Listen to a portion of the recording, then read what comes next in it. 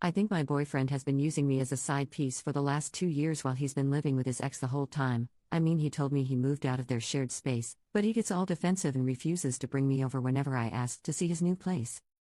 Tim, 29M, and I, 21F, have been together for 2 years. We are both foreigners living in Europe. Names have been changed. Tim is a very private person in general, and so maybe some of the strangeness stems from that. In order to explain everything, I think I have to start at the very beginning. Tim and I met at an event for native English speakers after each of us having lived here for a year. We hit it off immediately. Later that week we went to a pub crawl with other people from the event and hooked up. Only a few days later we decided to meet up again, but when trying to decide if it'd be at my place or his, he told me it has to be mine and he'll explain why later. For the record, I do not live in an ideal situation to be having people, much less men, over, and he was completely aware of the situation. He came over and told me that he is currently still living with his ex-girlfriend of about 3 months. He had his own room and everything, but because he had prepaid for 6 months of rent to lend her some money, he was staying there. Okay, so yeah, I know this is weird. But who am I to judge? He says they are definitely broken up and I'm just sleeping with the guy right now, so whatever. A few weeks go by, and we decide to start dating exclusively and officially. He says he's just living with his ex, who we'll name Stephanie, temporarily for another 3 months, and then he'll find another place. Alright, so it's a weird situation, but I trust him, and he'll leave in 3 months. He complains about having to live with her and says it's uncomfortable. He also told me why they broke up, which was because he caught her cheating on him with her ex at a party. So I'm not worried about them getting back together. I'm not 100% comfortable with the situation, but it's manageable. A few months pass and Tim doesn't move out. He says he's now got his own little apartment in the same house, but that it's so much better for him to stay there because he doesn't have to buy any furniture and the rent is cheap. Remember, we're foreigners, so buying a ton of furniture that you're just going to have to sell when you leave is annoying. He eventually starts saying that he's going to bring me over there to show me that they're living separately and whatnot. Long story short, that never happened. Every time I asked him to ask her about it, he'd say that she'd get upset and blah blah blah. Apparently she was aware that he had a girlfriend, but didn't like it and wanted to get back together. After a year, he finally moved out. Not into his own place, but into the spare room at his buddy's house. I had been to this buddy's place before, only once, though, and that has been the one and only time I've ever met one of his non-mutual friends, which is suspicious and strange on its own. I didn't help with the move, not for lack of trying, so no, I never saw him move his stuff there. Again, this was a temporary solution until he found a place of his own. Through various circumstances, company being bought out which lead to job insecurity, him being extremely picky about finding an apartment, he has still yet to move into a place of his own. It's been about 10 months since he moved into his buddy's place, and I've yet to be there, even though I've asked many times.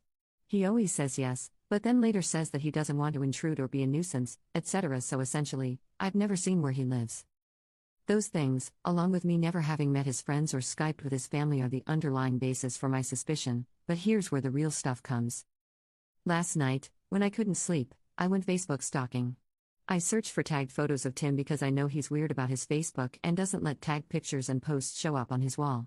While going through the pictures, I found 3 pictures of him while he was visiting home over the summer. In each of the 3 pictures, there is a girl, who is untagged, and sitting next to Tim. In 2 of the 3 pictures his arm is around her, but the pictures are more posed and everyone's arms are around each other.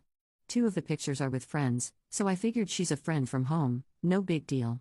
In 1 picture though, they are with his sister and her husband and daughter. So a much more intimate picture. I do not know what Stephanie looks like, and she doesn't have Facebook. I can't find a picture of her through Googling. But I think this girl might be her. I don't know exactly why I think that, but I do. I did some more Google research and found Stephanie's grandmother's obituary. She died in January? So after Tim would have moved out of the house and definitely after they should have been broken up. And yet, on the obituary his name is listed next to Stephanie's as members of the family. I do know that he was close to the grandmother and that she left him stuff in her will, but still I'm suspicious. If what I suspect is true, that means that he was able to hide this from me and her for 2 years, which is honestly just impressive. Right now, though, I'm stuck. I don't want to bring up my relatively weak evidence with him until I can be sure, because he'll just have an excuse and I'll just accept it because I want to trust him and be with him. I don't know how to get any more proof that the girl in the pictures is Stephanie or how to know for sure one way or the other. So that's where I'd like advice. I'm not going to break up with him without knowing 100% because I honestly do love him, but I don't know how I can know 100%.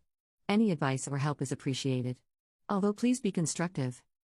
Update 1, 6 weeks later. So, it's been a while. The story was developing and I didn't want to update without knowing anything for sure.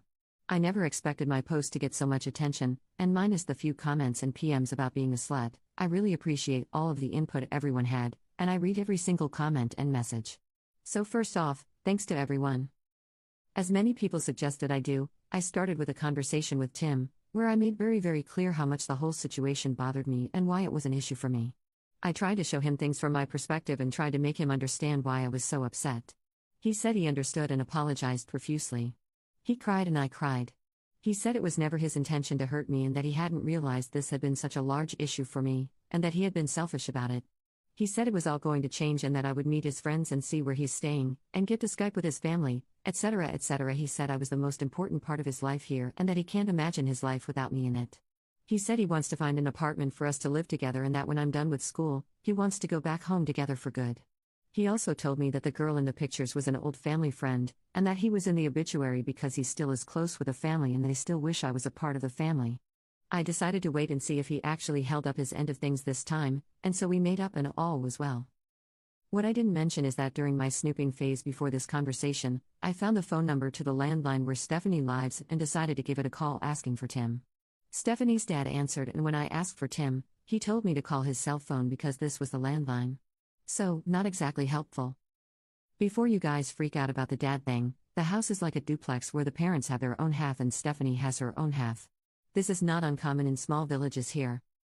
A couple days after Tim and I talked, he texted me asking if I had called Stephanie's house asking for him. I decided not to lie and admitted it. He said that she texted him saying that some girl with an accent had called the house asking for him and he immediately thought that it must have been me. I explained that I did it because I felt desperate for answers and just wanted to know what was going on. I also told him that it was inconclusive. He got very upset and said I had betrayed his trust and that I was acting like an insane person. He isn't exactly wrong about that part, but I explained that I felt forced to take such actions because I felt like I was never going to get any answers any other way. I apologized for the invasion of privacy and for bothering Stephanie and her family. After a few days, he calmed down and forgave me, saying, however, that this may push back me meeting his friends because he told them what happened and they were pissed that I would treat him that way. I waited a few weeks to see if anything would change and unsurprisingly, it did not. So, this past weekend, he got very drunk one night and I was able to open his phone with his fingerprint while he was sleeping. I found texts from Stephanie from the day before talking about what they should make for dinner that night. He told me he was out of town for work that night. I found lots of hearts and I love yous and even him using the same pet names for her as he does for me. He told her he was going out of town this weekend for work and how much he'd miss her. I looked through the past few weeks of messages between them and saw that he had sent her quite a few of the same pictures that he had sent me. He had invited her to have a glass of wine with his buddy and her girlfriend. He picked her up from work multiple times, and there were lots of conversations about who was making dinner that night and what they should eat. I went back and looked for dates where I knew he had slept over with me and he had always told her he was crashing at a friend's place or out of town for work or something along those lines. I also found a group text message titled Family that included Tim, his sister, his mom, and Stephanie. I looked at pictures of Stephanie that she had sent him and was able to very obviously see that it was her in the pictures that I found on Facebook. So you guys were right. For the last 2 years, he's been living with her and seeing me on the side. All the while telling me how much he loves and admires me and how we're going to have a future together. I have been duped and taken advantage of. And I feel like a complete idiot because of it. I haven't talked to him yet, but when he comes over later in the week, I plan to tell him that I know everything. I also plan to tell him that he is a complete asshole. In my ideal conversation, he'd explain to me why he did this and what the fuck he was thinking during all this, but I am pretty sure those are just things that I'll never know or understand. Obviously, I will break up with him. I also plan on contacting Stephanie with a letter telling my side of the story. I will give her dates that I know he spent the night with me, so that she can cross-check them with dates that he did not come home. I also plan to include a USB stick with pictures of Tim and me from the last 2 years and screenshots of some of our conversations from the last couple months. I can't make her believe me, but I want to at least do my best for her.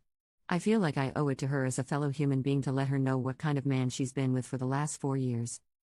I'm open to absolutely any advice on my plan and on how to move forward from this. I won't lie, I feel so lost and so helpless right now. By breaking up with Tim, I'm losing a huge part of my life in this country, and I'm definitely going to be feeling this hole for a while. So any help is appreciated. Thank you guys so much for listening and sorry this is long AF. I got carried away. Update 2. Again, I'd like to start off this post with a thank you to everyone who responded with constructive and helpful advice. I read every comment, reply, and PM. So, I took your advice and did not try to have a conversation with Tim. I realized that since he was so successfully able to manipulate me for 2 years, having one last conversation with him was bound to end up with me doubting my findings and perhaps my sanity. I wrote Stephanie a 3-page letter, detailing the relationship that Tim and I have had over the past 2 years, making clear that it was serious and not just a fling. I mentioned dates and events that most people would not have known about, and I included the intricate lies and backstory that he had told me. I included a list of dates from the last 2 months that he spent the night with me and encouraged her to cross-check them with nights that he wasn't at home. I printed out a few photos of us as a quick visible proof, and I included the rest of the photos on a USB stick in the letter. The stick also contained screenshots of any particularly incriminating conversations that we've had over the last few months. I scanned postcards that he had sent me from various vacations and included those as well. For safe measure, I also included a copy of the letter, in case the hard copy went somehow mysteriously missing. I gave her my email address and phone number and asked her to contact me if she wanted to. On Wednesday night, I had someone drive me to where she lives. If Tim was there, I would just have confirmations that he actually lives there and we'd leave. If he wasn't there, I'd ring the doorbell and hand her the letter personally. We drove the 45 kilometers and Tim was sitting there in the living room on his laptop. It was obvious he lived there. She was nowhere to be seen. His and her names were on the mailbox. I called to see if he'd pick up and he ignored the call. We headed back home. On Thursday morning, I mailed the letter. I ensured that it was registered post. In order to receive the letter, she'd have to show her ID and sign for it. On Friday, the letter arrived. She was not home, so she received a notification to go pick the letter up at the post office. On Saturday morning, she picked it up and I got an email of the receipt with her signature on it. Throughout all of this, I conversed normally with Tim and made excuses as to why he couldn't come over during the week, so as to not tip him off to anything. He stopped talking to me about 20 minutes after she picked up the letter Saturday morning, and I have not heard from him since. He has, however, defriended me and my family on Facebook. I have not heard from Stephanie either. So, now it's really over. I hope with my whole heart that he was not able to lie and manipulate his way out of the situation with her, but I will probably never know. I do not expect to hear from him again. I feel very lonely, taken advantage of, and beaten down. I'm going to do my best to try to come out of this situation without trust issues and without being cynical and jaded. I'm seeking therapy to make sure I don't slip into depression. For now, I need to find ways to distract myself and fill up any free time. Thanks again for all your help, r/relationships. This really sucks, but I'll get through it and hopefully be a stronger person for it.